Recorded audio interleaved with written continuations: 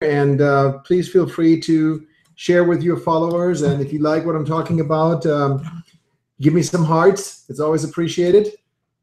So today is day 6 of our 6-part program, and I'm going to pull everything together on the buyer side, which really for many of you is going to be the most important aspect of building your real estate business, especially when you have limited resources to get started on your marketing side.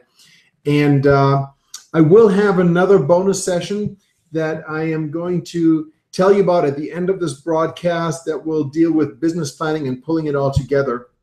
But today is part 2 of working with buyers. And today we're going to talk about how to make your buyers absolutely love you and how to use that opportunity to create a lifetime relationship that will bring repeat business and referrals for you. How to create lifetime raving fans with your buyers. Yesterday we talked about how to attract buyers in the first place and how to ensure that they're loyal to you. If you've missed out on the other 5 parts, please feel free to go to my YouTube channel, which is youtube.com/Realty Partners LLC, all one word. And you'll be able to access the Google Hangout replays on there. If you have any questions, feel free to ask me throughout the broadcast, and I will do my best to reply to them. And you can also obviously send me any kind of questions you have, and I'll be happy to assist you with that. So let's talk about working with buyers. And I'm going to focus on a couple of different areas. Number 1, setting up showings and how to get ready for showings. Number 2, the showing process itself. Then hopefully the buyer is going to find something that they want to purchase. So we're going to talk about the offer process. And then finally the contract to closing process and the post-closing process. Now, looks like Periscope may be hanging up a little bit here. I do have a fast internet connection, so my apologies in advance. Let me see here. My phone froze up a little bit.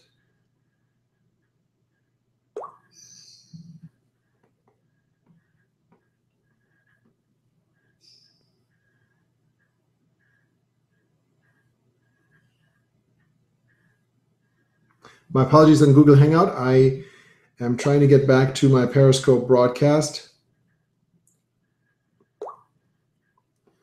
which I lost. So I'm going to have to set this up again.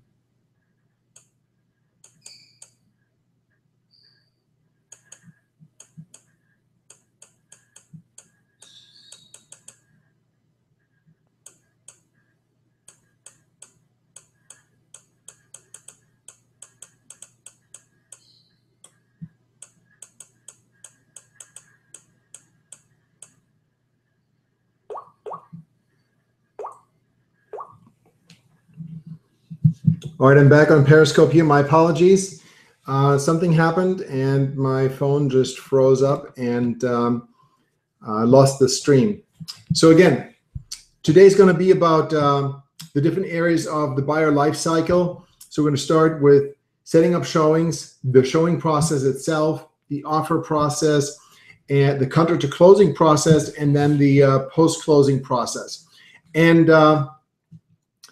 I really want to drive home the point that I made in my other sessions, that you really have to be focused on creating massive value, setting yourself apart from what everyone else is doing, and truly be outstanding with respect to the value and the service and the experience that you provide. It's so important. I can't stress that high enough. And so you really have to take something that everyone does a certain way and expand it from there. Okay, so let's start up with setting up showings. Ideally, you want to be able to have 3 to 5 showings at a time. So if somebody wants to look at 10 or 15 properties, that's just really overkill in my experience, because by the time you get to the last home, the buyer has no idea what happened on the first home.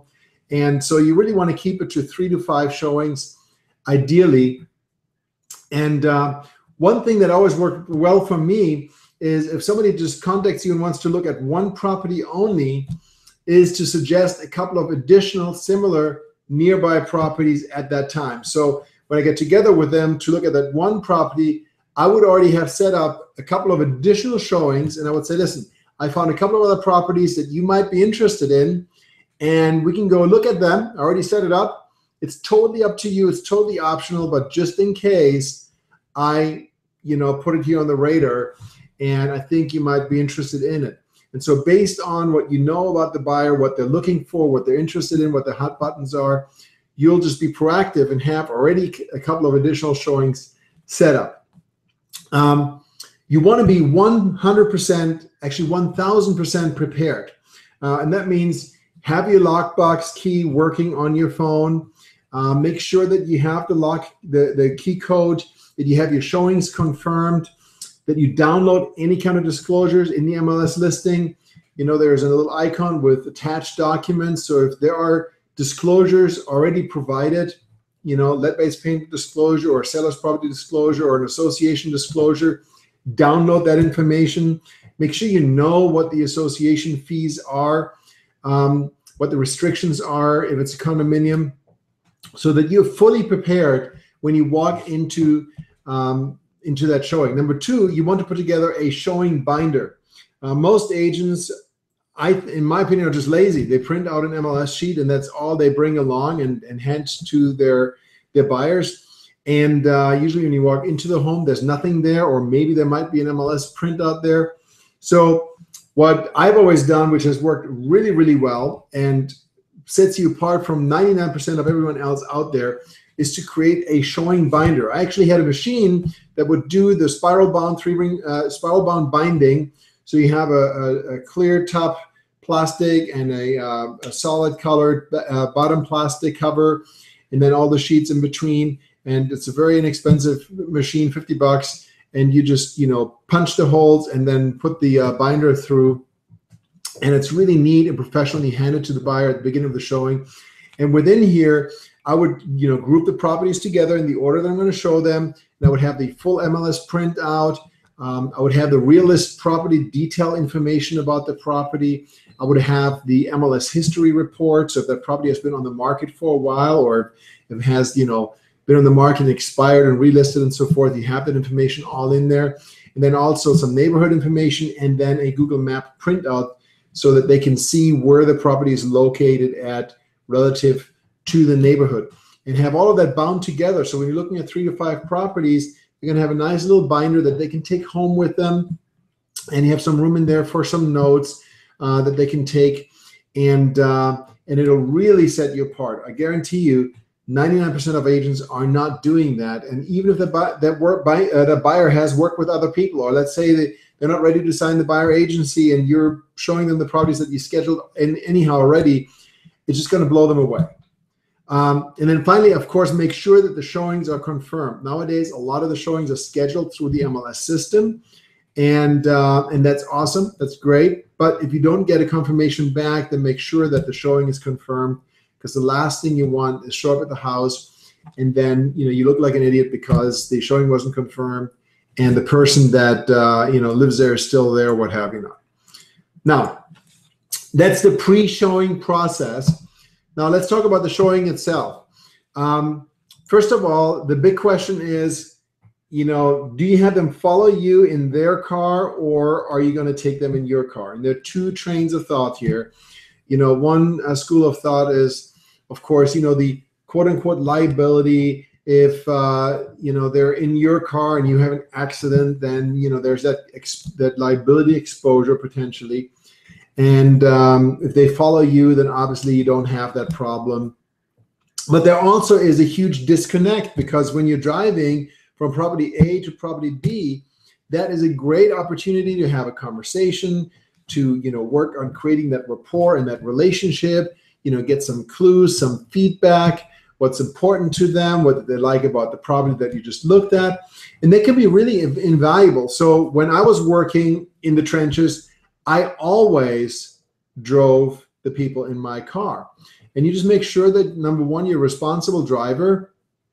And number two, that you have adequate insurance, so don't just have the minimum $100,000 insurance, have some additional insurance coverage on your liability insurance. I like the Uber rule. If you wanted to become an Uber driver, I think that minimum requirement should apply to you as a real estate professional. That means that you have a late model car, that it's 100% clean, that it's absolutely immaculate. If you have a crappy vehicle, then you really want to look at, okay, I'm running a business and this is part of my business, my presentation. So how can I change that? And how can I upgrade my car? And it's really a must. It has to be clean. It has to be spotless. You want to have a cooler in your trunk with refreshments. There are many coolers that actually have a plug-in, like a cigarette lighter plug-in, and a lot of the cars have plugs in the trunk that you can plug something in. So you don't even have to have ice cubes, but ideally you want to have a cooler with some refreshments, some water, some juices that you can offer to your buyers along the way, because they might get thirsty. You also want to have napkins and tissues and things like that, maybe some nuts. So make sure that you're really prepared and you can provide an awesome experience to your buyers. Again, you want to give them the showing binder that you prepared, and also give them a pen. Make sure that they can take notes. And again, you want to be a professional and you want to be absolutely prepared, and that includes handing them a nice pen. And so what if it costs you $5 for that pen? So get a decent ink gel pen and hand it to them so that they can take notes. Don't hope that they're going to have a pen themselves. Now, in this day and age, everything is photography and video. And if you're doing a showing and you see that the buyer has an interest in the property, that they like it, and if the buyer isn't doing it themselves, then take a video on your cell phone or get a little GoPro camera and take a video on there, and then post showing, email it to the buyer, send them a copy of the video, and they can look at it again, re-experience it, and they can send it to the family. So it's a great idea. It's very easy to do.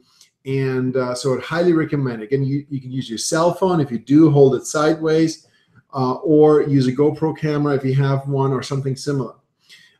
You also want to have a little feedback form ready, and just have some questions. On a scale from 1 to 5, how did you like that property? How would you rate it on a scale from 1 to 5? 1, like absolute crap, no way in hell, or number 5, let's make an offer right now. I don't want to miss out on this, or somewhere in between. And then, what did you like best? What are some, 3 or 4 things that you like best about this property? And what are, 3 or 4 things that you like least about the property, if any? And do that right as you're leaving the property. So you're showing the property, you're getting ready to get back in the car, or if you're driving them, you're sitting in the car, and just, pull out that form, that feedback form, and just ask them right then and there, while it's fresh on their mind. There's no point asking them later tonight or the next day, because they're not going to remember and they're going to mix up properties. So you want to get that specific feedback right then and there, which will also give you a lot of clues moving forward, what they don't like and what they are looking for, really. Now, once you've seen all of the properties, you want to discuss what they've seen so far and if they're interested in any of them and the degree of making an offer. So you don't want to push anyone into making an offer, but you do want to have a debrief after you've looked at 3, 4, 5 properties overall, what they think about the neighborhoods, the areas, where are they at? And if they're ready to make an offer, then you want to go on to the next step, which is the offer process. So on this note, I think you want to have a systematic process to making offers, but you always want to be prepared also at the same time. And that means that you have a binder with all of the relevant forms in your car. So if you had to, you could write an offer right there on the kitchen counter. It has happened. I've seen it several times where you're doing a showing and somebody else just did a showing and they're actually writing an offer, or they just got an offer on it. And so you want to be able to get one in right away. And sometimes it doesn't happen often, but you want to be prepared and have your regular contract, your as-is contract, your association disclosure, your condominium disclosure, et cetera, so that you have it if you need it. So again, you want to be prepared. If the buyer says, let's write an offer right now, the second, because I'm on my way to the airport to go on a trip. You got to be able to do that. And that happened to me once, where I did a showing, and literally the guy showed up with his wife and the kids, and they were on their way to the airport, and we wrote the offer on the kitchen counter. He gave me a check, and he was gone for a couple of weeks, and he was a cash buyer, and we bought that property. So you want to be always prepared. But as a general rule of thumb, when the buyer wants to make an offer, you want to start out by placing a call to the listing agent. And if the buyer happens to be in my office, then I want to make that call on a speakerphone. If the buyer is not in my office, I want to set up a three-way call where I call the buyer, and then I'm going to call out the listing agent so the buyer can be part of that conversation and just listen in. And you can, again, shine before the buyer as you're working with the listing agent. And you know, when you talk to the listing agent, you want to let them know that you have your buyer here and they're interested in possibly making an offer, and you have a few questions for them. And then I would go through and ask them about, you know, their seller, you know, what's most important to them, what kind of timing are they looking at, what are some of the things that they, you know, absolutely don't want to have, and you know, is there any, you know, are there any disclosures or additional information, anything that you should know about? Maybe there's some questions that the buyer had about the property you want to ask based on the feedback forms that you had, and then once you have all of that information, you know, thank you very much, Mr. Listing Agent. I'm going to get back to you here shortly. And then you want to have the documents prepared. In the perfect world, if they're in your office, you know, print everything out neat and clean, have them initial and sign, and then scan it back into your computer. Or if they're at home and you're working with three-way calls and so forth, then go ahead and prepare the documents and send them to the buyer via email for electronic signature. We use DocuSign. Some companies use .loop, works very similar.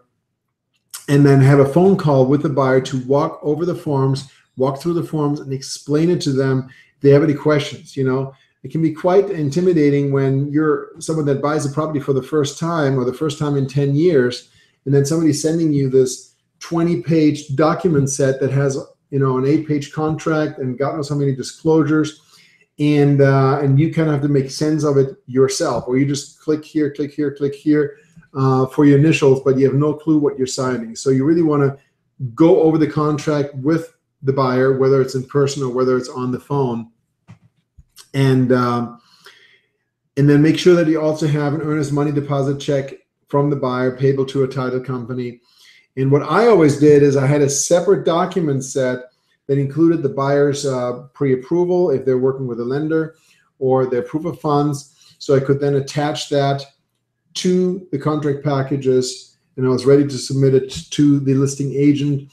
And I always want to have everything in there. So you don't want to have a partial offer and then the listing agent is going to come back, well, you know, we want to see proof of funds, we want to see this, we want to see that.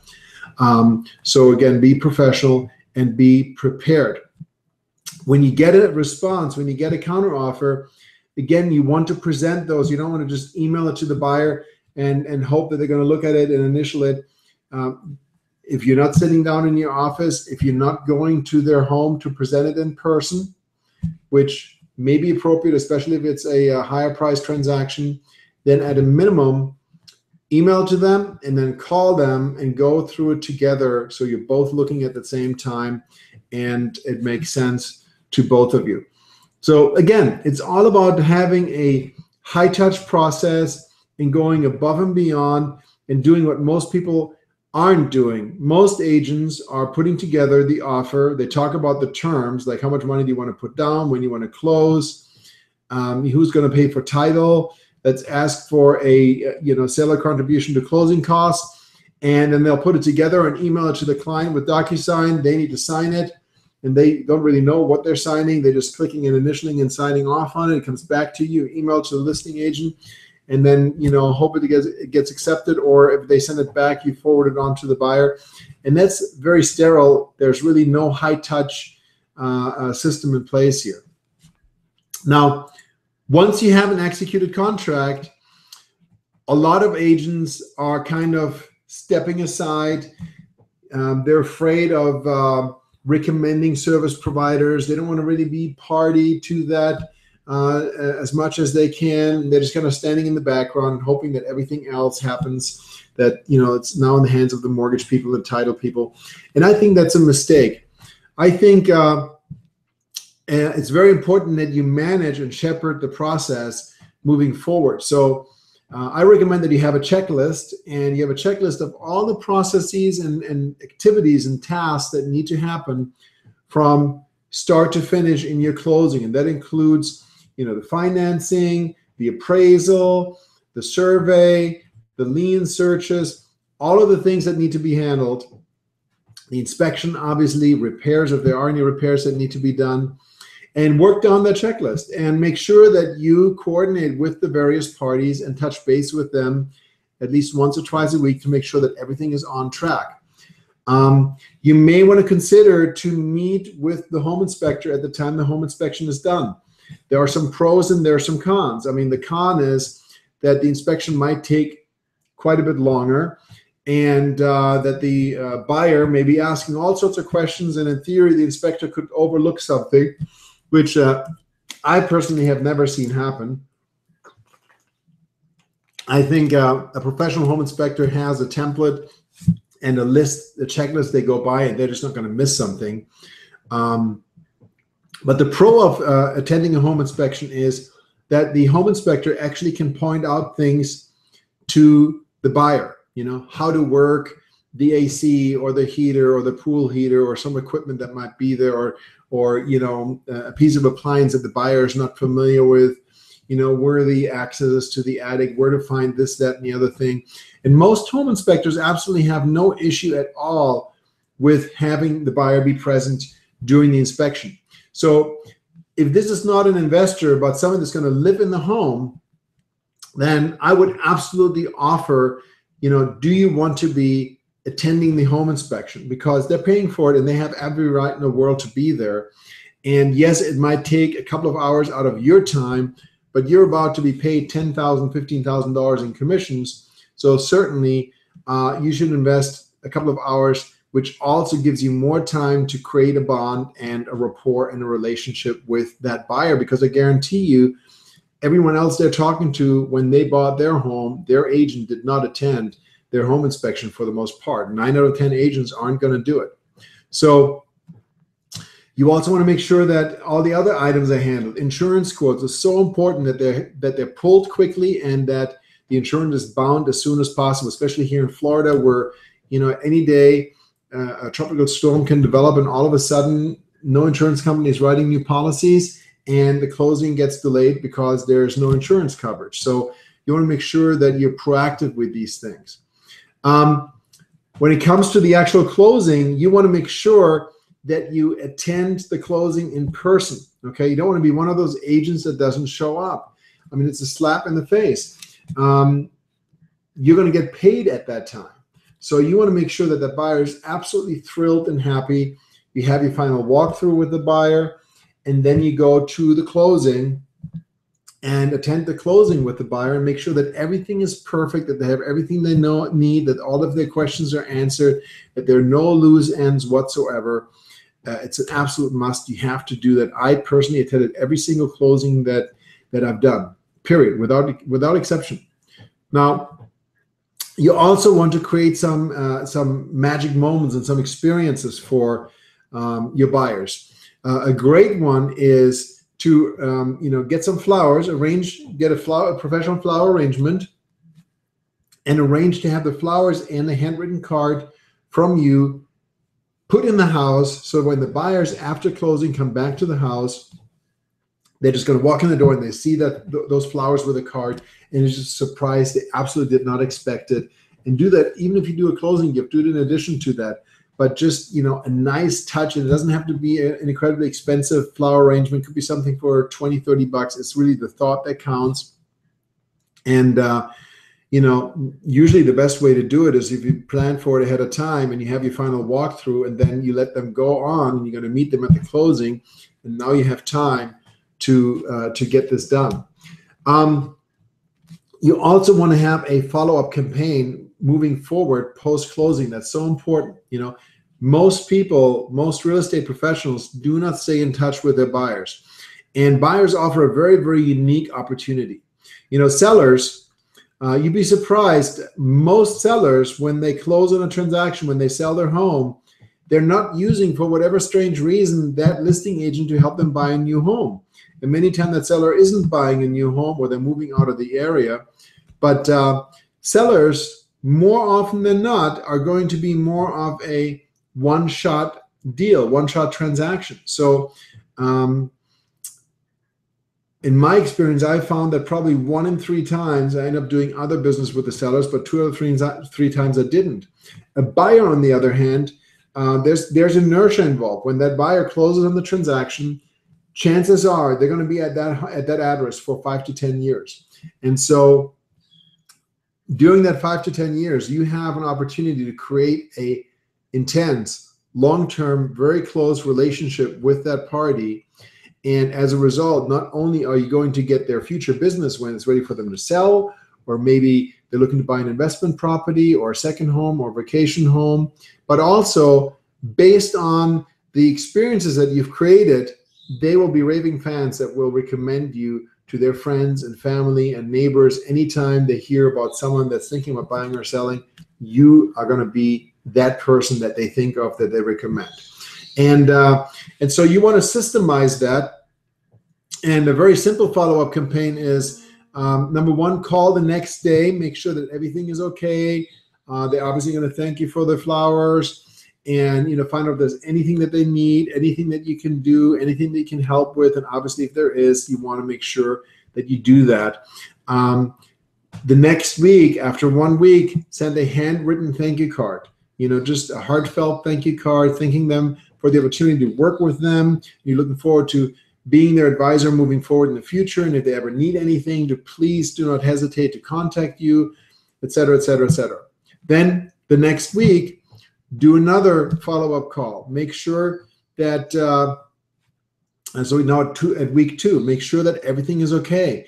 And at this point, maybe they need some help with some people. Maybe they need a pool service, or they haven't thought of something, or the lawn guy, or whatever it might be. And if you already haven't provided those things proactively, then offer to help them. Just offer like a concierge-style service. Maybe in a handyman. You should have a subscription to Angie's List, so you can then go into Angie's List and pull up, the 3 highest rated people that you can recommend to this person. And at that point, at week 2 is the best time to also ask for reviews and testimonials, because now they've gotten the surprise from the flowers. You called them the next day, then they got the handwritten thank you card. Then you call it, a week later. So you're going to be in very high regard with them. And I would just say this. My business is built on referrals and relationships, and I'm really looking forward to being your real estate advisor for life. And you could really do me a huge favor, if you don't mind. Just take 5 or 10 minutes and write a review for me on Zillow and Realtor.com and on my Facebook page. If you could do that, that would be so great. I'm going to send you email you a link. You can just click on it and go to it. So I'll make it really easy for you. And that would just mean the world to me.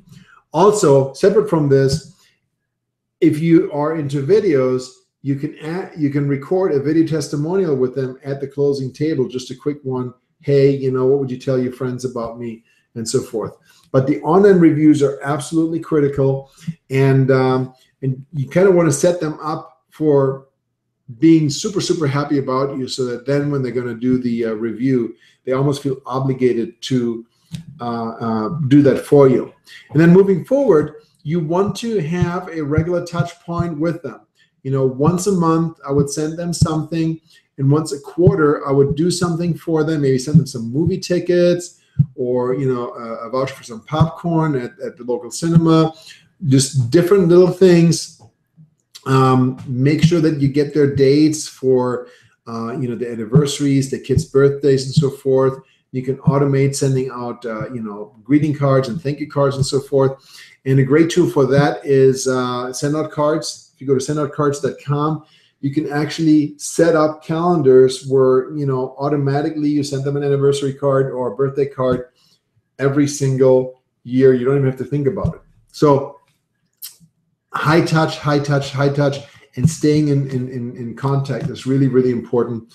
A lot of agents, very successful agents, will even schedule a client appreciation day once a year where they have their clients come together, and especially if you've been in the business for a few years and you've not done, let's say, 50, 60, 70 transaction. If you have a little client appreciation day, that could be amazing. You know, you can have a little party in the parking lot at your office, set up a tent, or you could, rent a movie theater for a private showing for, a great movie for the kids. I mean, there's just all sorts of different things that you can do, and you want to think outside the box. And again, you want to be focused on and coming from a place of creating a genuine, successful relationship with that person and being their trusted advisor and go-to guy or go-to gal and consultant and resource for anything and everything that is related to their house. So that when they have any questions or any issues or any thoughts at all, they don't hesitate for a moment to pick up the phone and call you. And you obviously need to have a Rolodex of resources that you can tap into to help them. And by doing that, you will create a bond that will obligate them to do business with you again in the future. And of course, anytime you have these interactions, they know that you are their real estate guy.